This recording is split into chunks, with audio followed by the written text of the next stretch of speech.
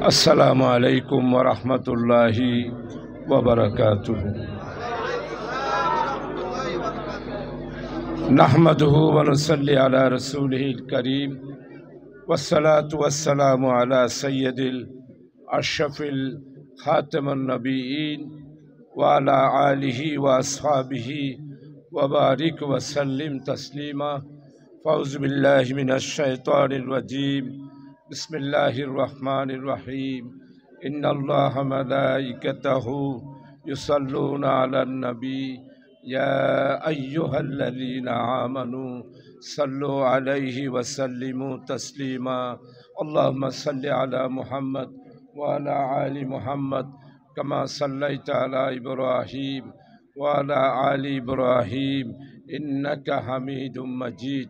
अल्लाहुम्मा बारिक अला मुहम्मद व अला आलि मुहम्मद कमा बारकता अला इब्राहीम व अला आलि इब्राहीम इन्नका हमीदुम मजीद।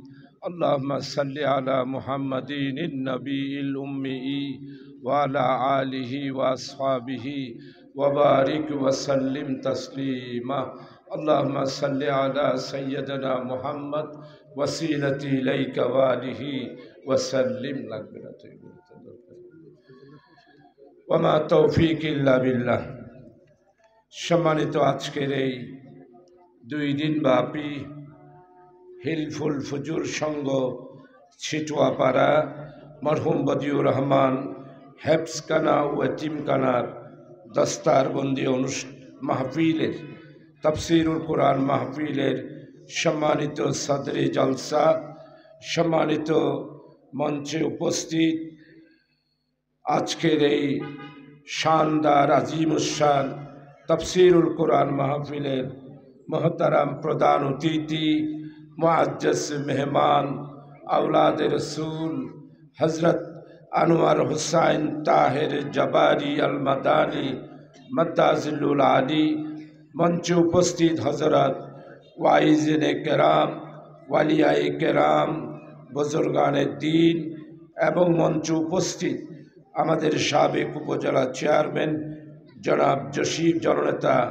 जशीमुद्दीन साहेब आरो अन्यान्य अतिथिबृंद ओलमाए केराम एलाकार सम्मानित विशिष्ट व्यक्तिवर्ग एवं आमार समबयसी आमार प्रिय मुरब्बीबृंद एवं सर्वस्तरेर आजकेर महफिले उपस्थित दीनदार दीनदरदी तौहीदी जिंदादिल आल्लाहर प्रिय बान्दा युवक छात्र एवं आमार सामने बसा तालेबुल इल्म हेफजखानार हाफेज बृंद एवं एलाकार सर्वस्तरेर पर्दानशील मा ओ बोनेरा आमी आल्लाह ताआलार दरबारे शुक्रिया आदाय करछि।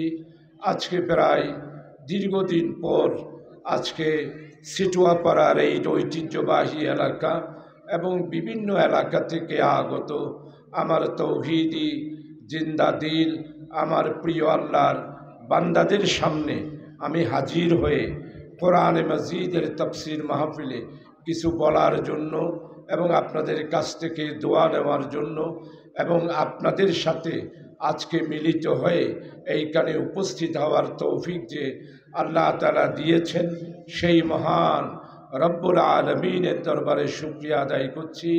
आलहामदुलिल्लाह शुकरातान कलमा तिलावत करछि।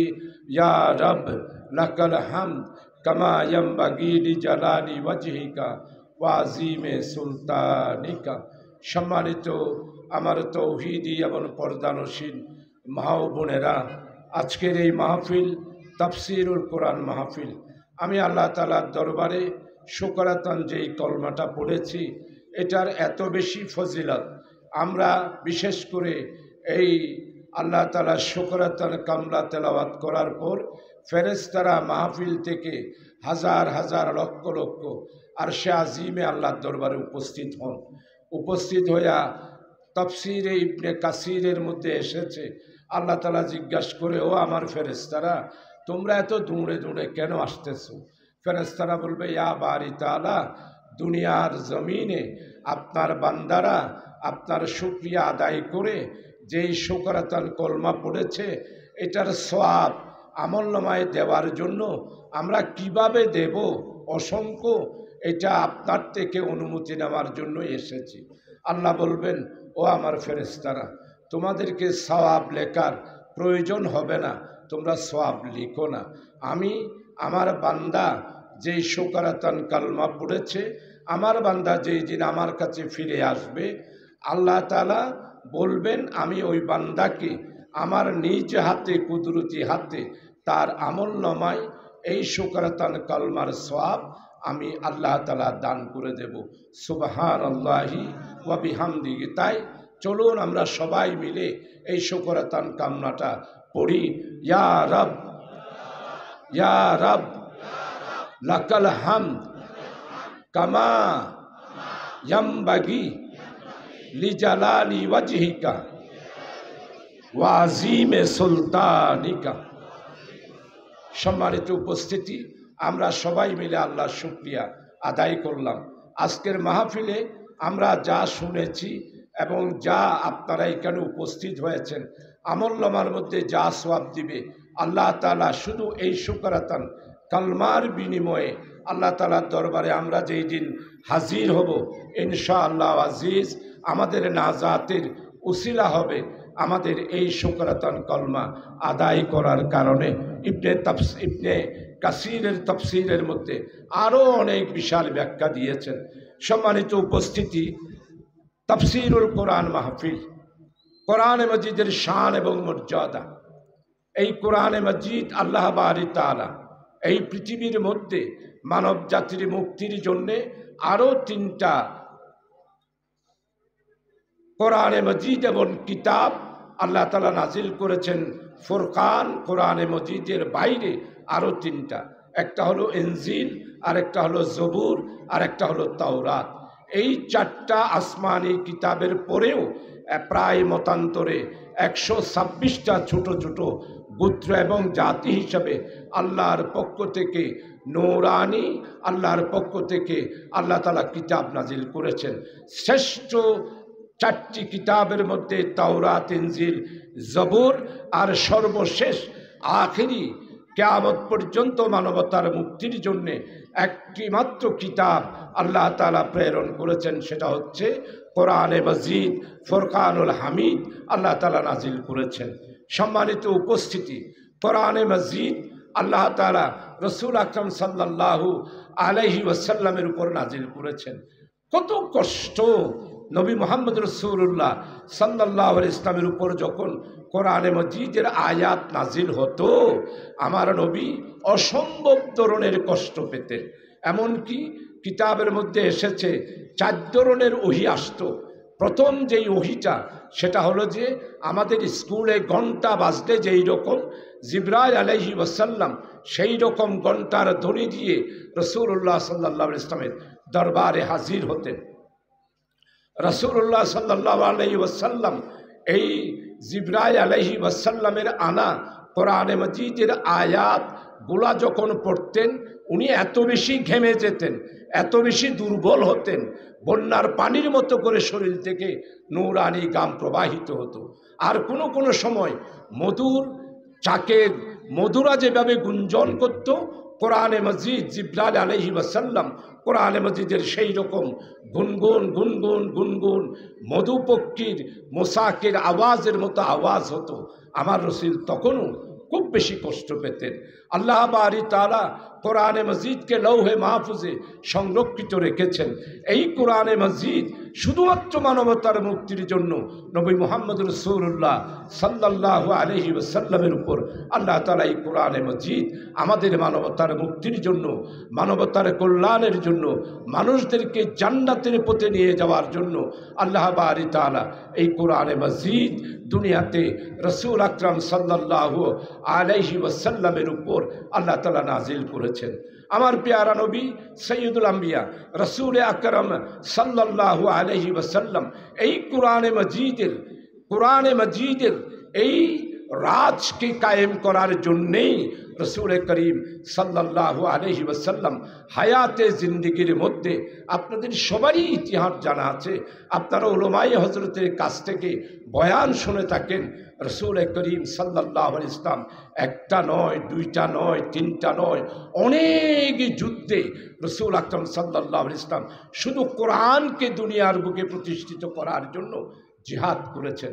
আমার নবী সৈয়দুল আম্বিয়া রসুল আকরাম সাল্লাল্লাহু আলাইহি ওয়াসাল্লাম হায়াতে জিন্দিগির মধ্যে মদিনায়ে মুনাওয়ারাতে কোরআনে মজিদের একটা রাজ উনি কায়েম করেছেন। সম্মানিত উপস্থিতি, কোরআনে মজিদের মধ্যে আল্লাহ তাআলা আমাদের মানুষদের সম্পর্কে কত সুন্দর করে সূরা ৩-এ আল্লাহ তাআলা ইরশাদ করেছেন, বিসমিল্লাহির রহমানির রহিম, বিসমিল্লাহির রহমানির রহিম। আল্লাহ তাআলা কোরআনে মজিদের মধ্যে সূরা, আয়াতটা তো পড়ে ফেললাম হঠাৎ করে, সূরা ৩-এর আয়াতটা না না না والتين والزيتون وطور سينين وهذا البلد الأمين لقد خلقنا الإنسان في أحسن تقويم। সম্মানিত উপস্থিতি, আল্লাহ তাআলা সূরা ৩-এর মধ্যে ইরশাদ করছেন, লাকাদ খলাকনাল ইনসানা ফি আহসানি তাকয়িম।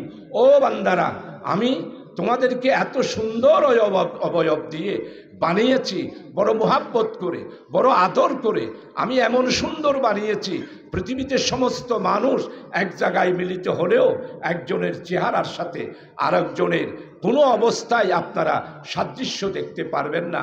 আমাদের চোখ একই, কান একই, চেহারা একই, কিন্তু আমাদের মধ্যে আল্লাহ তাআলা এমন একটা সৌন্দর্য দিয়েছেন, এক একজনের চেহারার এক একজনের সুন্দর, এক একজনের বাগানের ফুলের মতো করে আল্লাহ তাআলা পৃথক করে আমাদেরকে পাঠিয়েছেন।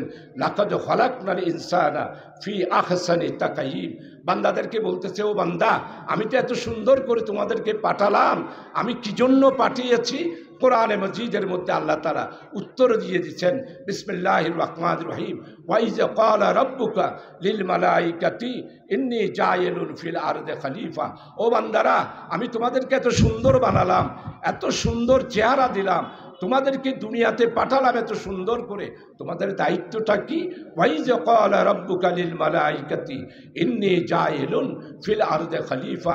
আমি তোমাদেরকে দুনিয়াতে আমার খলিফা হিসাবে আমি তোমাদেরকে দুনিয়াতে নিযুক্ত করেছি, নিয়োগ করেছি। সম্মানিত ভাইসব, আল্লাহ এটা বলেই শেষ করেন নাই, তোমাদেরকে তো দুনিয়াতে আমার খলিফা হিসাবে নিয়োগ করলাম। চিন্তা করে দেখেছেন, আমার রিক্সাওয়ালা, আমার শ্রমিক, আমার দিনমজুর, পয়সাওয়ালা, গরিব, মধ্যবিত্ত, শিশু, কিশোর, যুবক, বৃদ্ধ, সবাইকে আল্লাহ তাআলা দায়িত্ব দিয়ে বলছেন যে আমি তোমাদেরকে খলিফা হিসাবে নিয়োগ করেছি। এখন তোমাদের দায়িত্ব কি?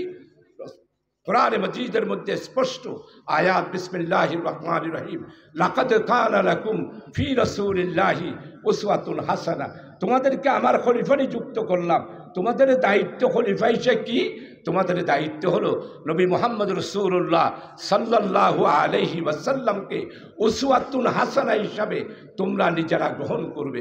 সম্মানিত উপস্থিতি, আজকে আমরা রসুল করিম সাল্লাল্লাহু আলাইহি ওয়াসাল্লাম সম্পর্কে আমাদের ধ্যান, আমাদের ধারণা, আমাদের উপস্থিতি, আমরা সবাই সব দিক থেকে রসুল করিম সাল্লাল্লাহু আলাইহি ওয়াসাল্লামকে মোহাব্বত করি, রসুল হিসাবে স্বীকার করি, কিন্তু পূর্ণাঙ্গ রসুল হিসাবে স্বীকার করি কি না সেটা আজকে আমাদেরকে চিন্তা করে দেখতে হবে। সম্মানিত উপস্থিতি, এই জন্য আমরা কিভাবে করে উসওয়াতুন হাসানা হিসেবে গ্রহণ করব, এই জন্য আল্লাহ তাআলা বলছেন, কুল ইন কুনতুম তুহিব্বুনাল্লাহ ফাত্তাবিউনি ইউহিব্বুকুমুল্লাহ। প্রিয় ভাইসব, আজকে আমাদের সমাজের মধ্যে দ্বন্দ্ব এইটাই। এই জন্য মরহুম হজরত মাওলানা সিদ্দিক আহমদ আজাদ সাহেব রহমতুল্লাহ আলাইহি ওনার आंसू का দরিয়ার মধ্যে উনি লিখছেন, কবি জং মে সিপাহ সালার রাহে আপ নামাজও মে বি সরদারে রাহে আপ।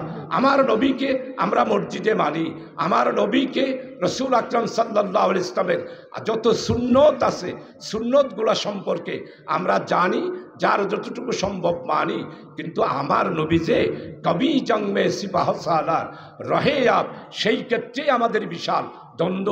আমার নবী যুদ্ধের মধ্যে মাথায় যুদ্ধের টুপি পরেছেন, গায়ের মধ্যে যুদ্ধার পোশাক পরেছেন, তলোয়ার নিয়েছেন, বদর প্রান্তরে গিয়েছেন, ওহদের প্রান্তরে দন্ডান মুবারক শহীদ করেছেন, খন্দকের যুদ্ধে কুদার জ্বালায় পেটে পাথর বেঁধে খন্দকের যুদ্ধ করেছেন।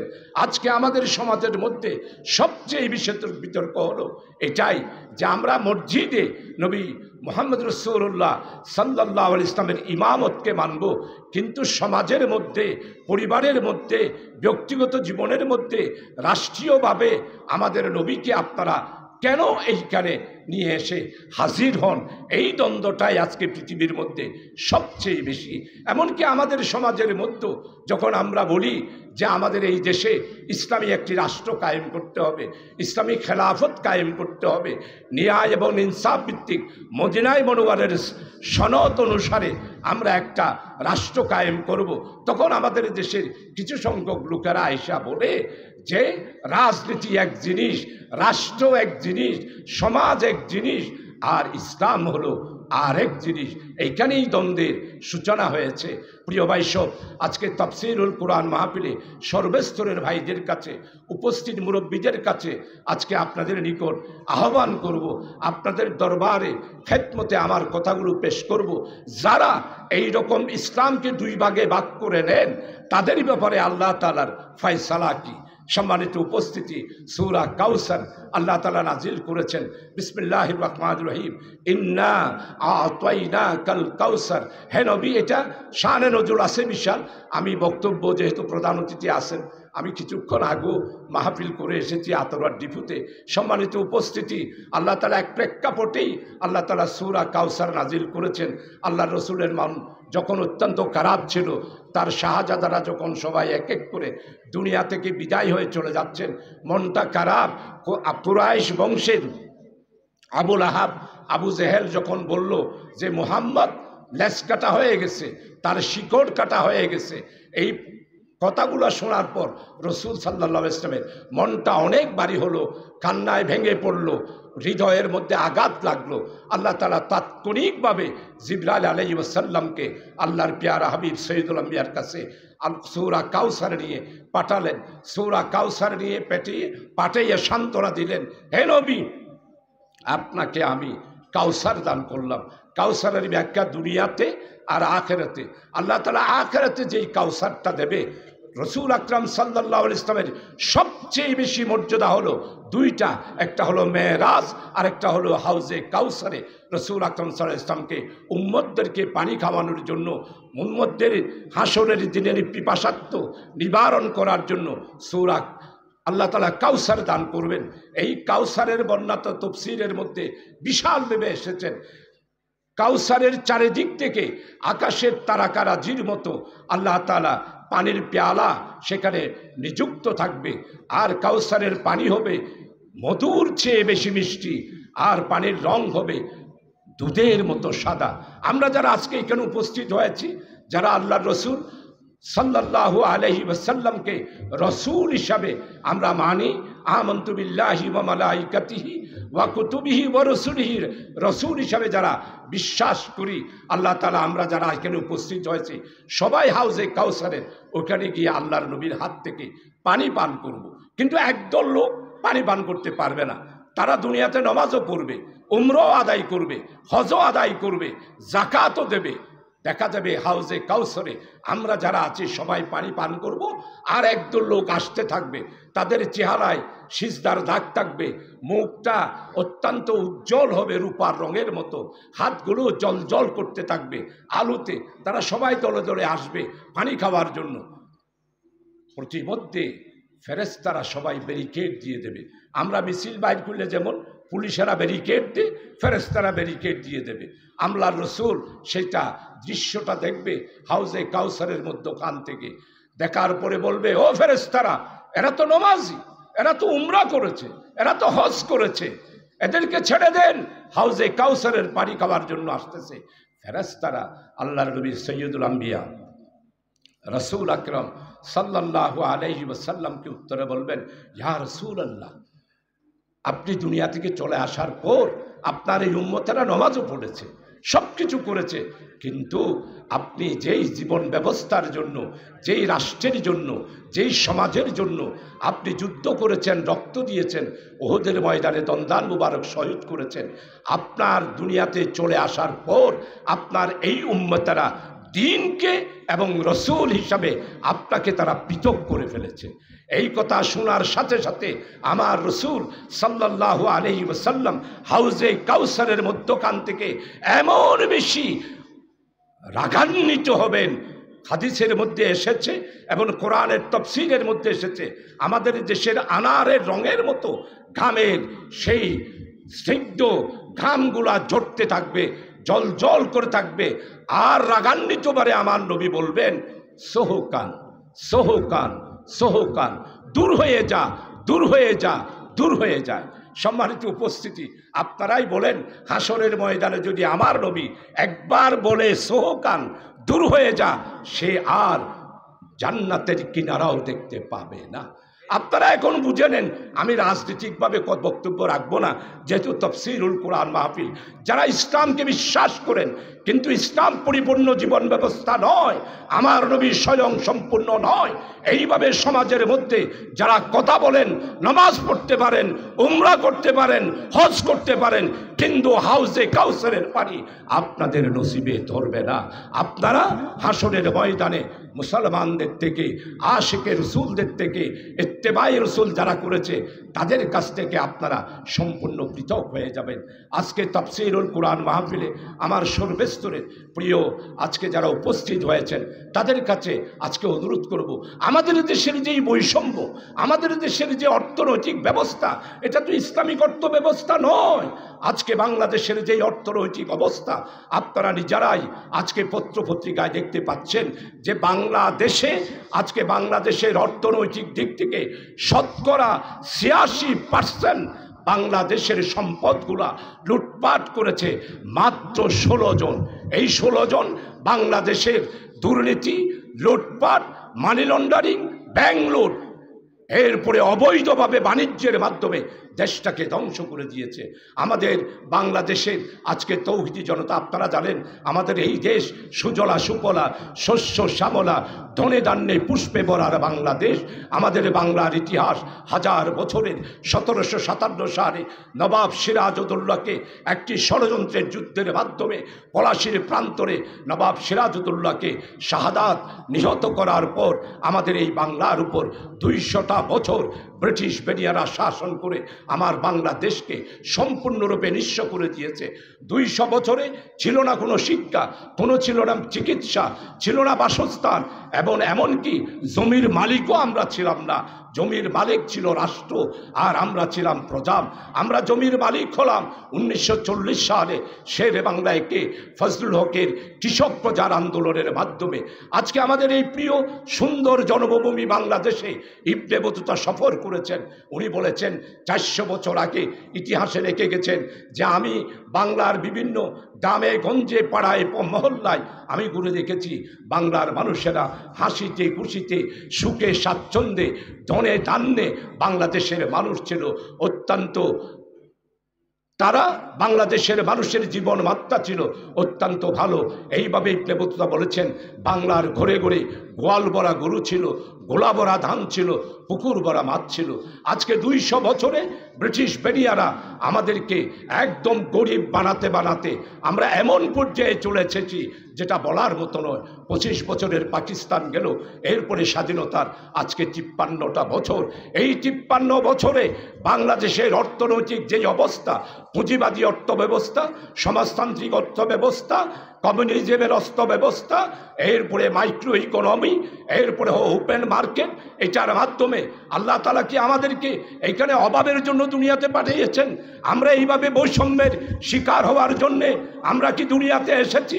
আজকে 18 বছরে যারা ক্ষমতায় ছিলেন, আপনারা সবাই জানেন যিনি ক্ষমতায় ছিলেন প্রধানমন্ত্রী আওয়ামী লীগের নেত্রী, উনি দাম্ভ ভরে পার্লামেন্টে বলতেছেন যে আমার পিয়নেরও ৪০০ কোটি টাকা আছে। আজকে শেখ হাসিনা, আওয়ামী লীগের বন্ধুরা যারা আওয়ামী লীগ করেছেন তাদেরকে জিজ্ঞাসা করতে চাই, আপনাদের বাপের দিন না টাকা যে আপনাদের প্রধানমন্ত্রী শেখ হাসিনার পিয়নেরও ৪০০ কোটি টাকা? শেখ হাসিনা আর শেখ রেহেনা। আজকে তাফসীরুল কোরআন মাহফিল আমাদের ইসলামী জীবন ব্যবস্থা হওয়ার কথা ছিল, কিন্তু আওয়ামী লীগ ধর্মনিরপেক্ষতাবাদের মাধ্যমে ইসলামকে সম্পূর্ণরূপে ধ্বংস করেছে। ৭২ সাল থেকে ৭৫ সাল মরহুম শেখ মুজিবুর রহমান সাহেব এই দেশে ইসলামের নামে কোনো সংগঠন করতে দেয় নাই।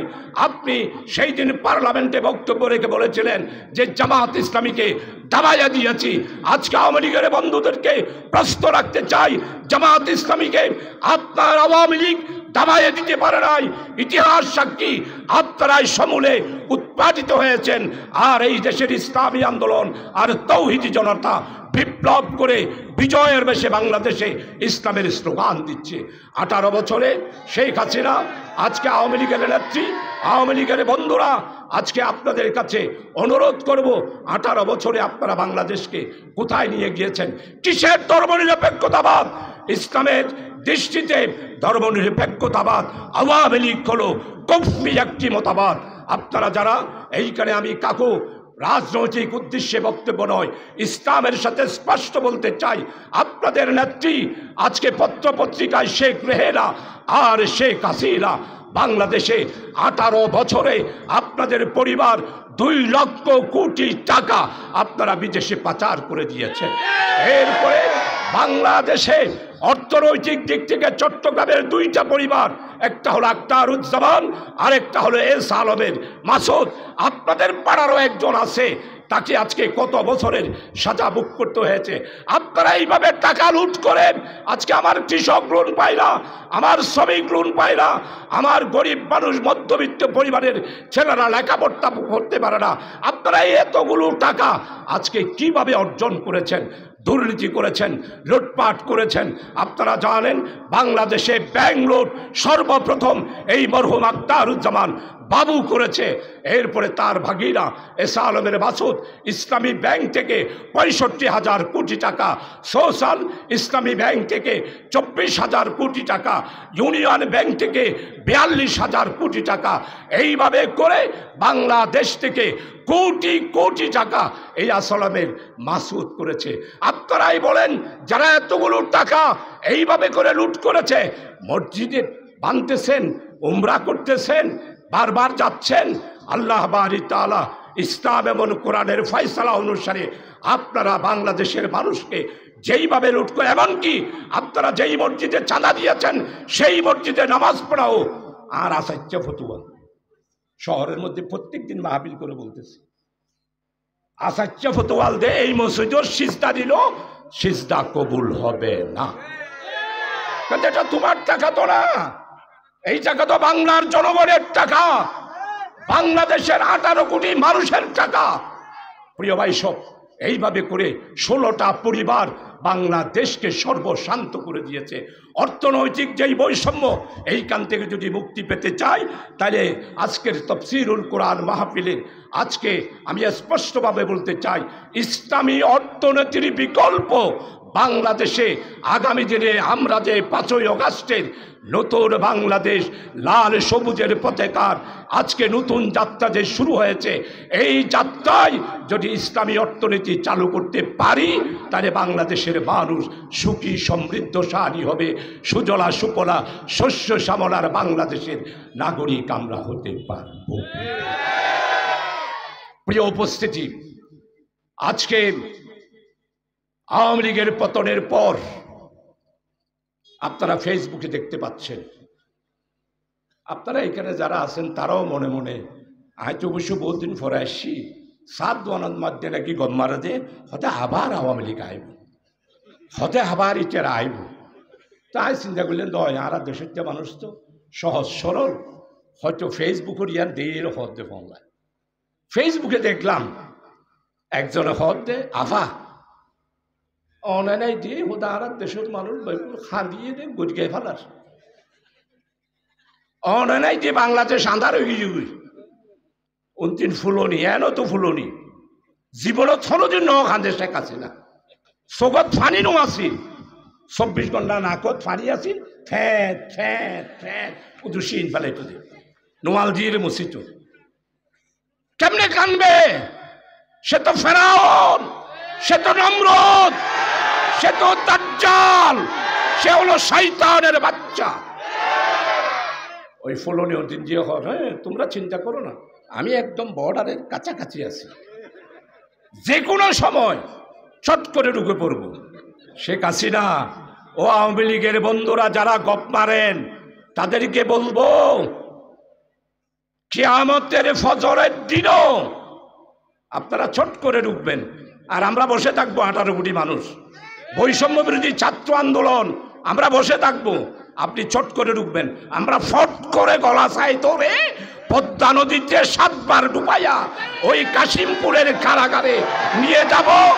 আর নিজামী সাহেবকে বীর কাশেম আলীকে, মোল্লা সাহেবকে যেই ফাঁসির মঞ্চে ফাঁসি দিয়েছেন, সেই ফাঁসির রশি দিয়ে শেখ হাসিনা আপনাকে বাংলাদেশে ফাঁসি দেওয়া হবে ইনশাআল্লাহ। আমাদের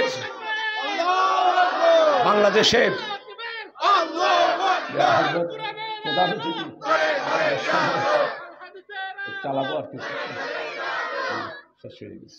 সম্মানিত উপস্থিতি, আগামী দিনে কিয়ামতের ফজরেও আওয়ামী লীগ আর ক্ষমতায় আসতে পারবে না, রাজনীতি করতে পারবে। আমাদের উপদেষ্টা চট্টলার কৃষি সন্তান, বাংলার সূর্য সন্তান ডক্টর ইউনূস স্পষ্ট ভাষায় বলেছেন, পেশিবাদ, স্বৈরাচার, দাজ্জাল আর ফেরাউনের বিরুদ্ধে যা মামলা হয়েছে, এই মামলার বিচার না পর্যন্ত আওয়ামী লীগ আর রাস্তায় নেমে রাজনীতি করতে পারবে না। আর ওই জন্যই সর্বপ্রথম পদক্ষেপ হলো সূর্য সন্তান, ছাত্রলীগ। আমাদের দেশে বলে উলমা লীগ একটা হয়েছিল, যারা উলমা লীগ করেছেন ইটার কাছে আজি অনুরোধ করি, বালাগুড়ি তৌবাগুড়ি হল, হয় বাইতুল শরফ জন, আর নইলে গারেঙ্গা জন, নাইলে আজকের প্রধান অতিথির কাছে যান, তওবা করে ফিরে আসেন, নাইলে উলমা লীগ ফিরো সামরো নড়াইবে এই দেশের মানুষ। 5ই আগস্টের বিপ্লবের মাধ্যমে কি বুঝতে পারছেন না আমার দামাল ছেলেরা, ছাত্র যুবক কিভাবে করে আন্দোলন করেছে? শেখ হাসিনা বলছিল না 2023 সালের 21শে জুন পার্লামেন্টে বক্তব্য রাখতেছে, আমি শেখের বেটি, আমি পালাবো না। শেখ হাসিনা, যারা আওয়ামী লীগ করেন তাদেরকে প্রশ্ন রাখতে চাই, এখন যে শেখ হাসিনা পালায়া গেল, তাহলে উনি কি শেখের বেটি না হিন্দুস্তানের নরেন্দ্র মোদীর বেটি? তাইলে তো শেখ হাসিনা আপনি তো শেখের বেটি না, আপনি হলেন হিন্দুস্তানের প্রধানমন্ত্রী নরেন্দ্র মোদীর বেটি হয়েছে। আর কাওয়া কাদের একটা ছিল, হাই রে হাই, পার্লামেন্টের মধ্যে আমাদেরকে উপহাস করে বলতেছেন, দেখতে দেখতে 15 বছর, আরো আছে 5 বছর, কখন হবে আন্দোলন? রোজা, এটা খালেদা জিয়াকে নির্দিষ্ট করে বলতেছে, জামাতকে নির্দিষ্ট করে বলতেছে, কখন হবে আন্দোলন? রমজানের পর না কুরবানের পর, না ঈদের পর, না গরমে, না শীতকালে? পালাবো না। মির্জা ফখরুল, আপনার ঠাকুর গায়ের বাড়িতে জায়গা দিবেন? কাওয়া কাদের, মির্জা ফখরুলের বাড়িতে যাওয়ার দরকার নাই, আসেন আমার সাতকানিয়াতে, আমরা এইখানে আপনাকে জামাই বাবু হিসাবে আদর করে সুন্দর করে বাড়িতে বন্ধ করে রাখবো, ঠাকুর গায়ে যাওয়ার দরকার নাই। প্রিয় ভাইসো, দল বদল যারা করেন, সারা বছর এক দল, ক্ষমতায় যখন আসছে, ক্ষমতা দেখছে, তখন আর এক দল। এগুলো কি? এই প্রতারণা মানুষের সাথে, দল বদল। এখন চিন্তা করতেছেন আবার আসবেন না, কিয়ামতের ফজর হবে, বৈষম্য বিরোধী আন্দোলনের যেই নতুন বাংলা, যেই যাত্রা শুরু হয়েছে, সেখানে আর আসার কোনো সুযোগ নাই। যেখানে আছেন সেখানে থাকেন, ওইখানেই মরেন। প্রিয় ভাই সব, আপনাদের খেদমতে আরজ করতে চাই, আবরার কি অপরাধ করেছিল? আমার ইঞ্জিনিয়ারিং ইউনিভার্সিটির ছাত্র কি অপরাধ করেছিল? আপনারা সবাই জানেন আবরার শুধু হিন্দুস্তানের বিরুদ্ধে, ফারাক্কাবাদ তিস্তারবাদের বিরুদ্ধে শুধুমাত্র একটা স্ট্যাটাস দিয়েছিল। এই অপরাধে সুন্দর দেহের এই রকম তাজা একজন তাগড়া যুবককে পিটিয়ে পিটিয়ে ছাত্রলীগের ছেলেরা হত্যা করেছে। শেখ হাসিনা তার বিচার করতে পারে না। বিশ্বজিৎ হিন্দুর ছেলে শুধু শিবিরের মতো দাঁড়িয়ে রেখেছিল, তাকেও হত্যা করেছে। আপনারা টেলিভিশনের পর্দায় দেখেছেন, ফেসবুকের পর্দায় দেখেছেন। শেখ হাসিনা, আপনি একজন খুনি। আমার তরুণ যুবকের তাকড়া ছাত্রদেরকে 1583 জনকে আপনি হত্যা করেছেন নির্বিচারে, গুলি চালিয়েছেন, হেলিকপ্টার থেকে 4 ফ্লাইট দিয়ে বাসায় বাড়িতে আক্রমণ করেছেন। আপনার সেনাবাহিনী আর পুলিশদের গুলিতে আমার বাংলাদেশের 124 জন শিশু কিশোর মায়ের কুলে গুলির আঘাতে হত্যা হয়েছে। এরপরেও আপনি এবং আপনার চেলা চামুণ্ড যুবলীগ, ছাত্রলীগ, আওয়ামী লীগ যারা করেছেন তাদেরকে বলবো, আপনারা অনেক করেছেন।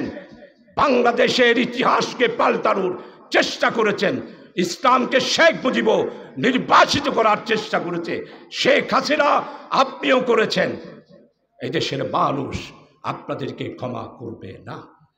আপনি 2008 সালের নির্বাচনে বলেছিলেন 10 টাকা কেজিতে চাউল খাওয়াবেন আর ঘরে ঘরে চাকরি দিবেন। আপনি ঘরে ঘরে চাকরি দিলে আজকে কেন 92 লক্ষ মানুষ আজকে কেন বেকার? জবাব চাই আওয়ামী লীগের কাছ থেকে।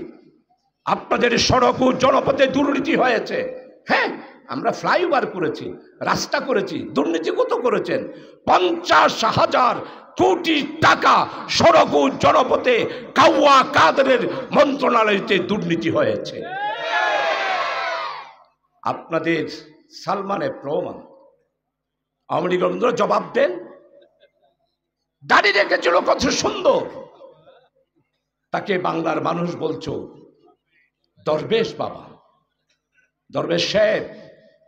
পতন হওয়ার পর দাঁড়িন বেগিন আসি মুক্কানরে ফরমুরির ডোল গুড়ি জলগান চাক্কান লই গঞ্জি উকা গাত দি লুঙ্গি একখান ফরি নৌকার ভিতর ফঙর ভিতর ঢুকি আপনি ইন্ডিয়া চলে যাচ্ছেন।